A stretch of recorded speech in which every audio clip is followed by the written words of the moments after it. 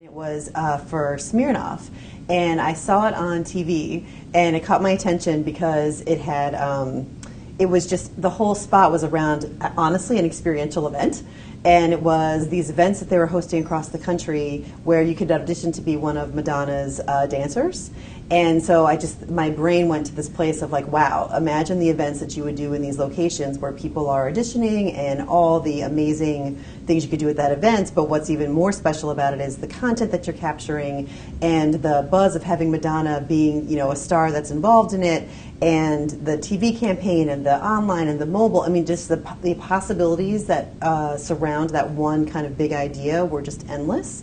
And really impactful and very exciting for a brand, you know, like Smirnoff, where it's all about, you know, the nightlife and the excitement and the fun, and that is like at the core of it what is happening in that experiential event. So it was great for the brand. I think a lot of the issues I have up here with a lot of brands, and not just alcohol brands, is they're quite devoid of personality, and I mean.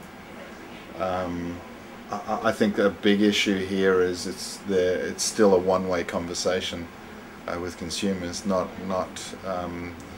as it's not just a trend, but I think having a two-way conversation with a brand which actually gives you a true sense of their personality is just totally devoid up here, and I think it's something that everyone should be really conscious of and trying to improve, because whether it be on trade or just brand stuff, you still need to have a personality, I think.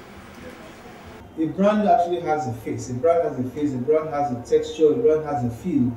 But when you see some of these people who are carrying out the experiential campaigns, they don't carry along that brand feel, look, or even atmosphere with them.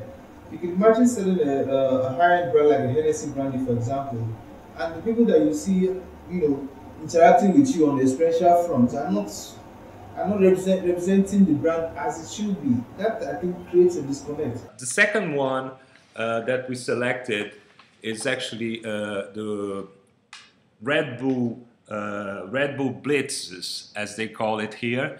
When you see those guys, you know, coming with those cars that are especially made for Red Bull, with that huge can outside. And the car is just the starting point of the thing, you know, because you see the car, you know that something is about to happen. And that's one thing that is really always engaging about these activations or these experiential things, is that when you see something, you're not exactly sure if you're into that thing. I mean, like, if you're gonna like that thing. But it gets to your curiosity. I mean, like, you get curious, like, what's going to happen? And that's something that already draws people, you know, to the experience itself.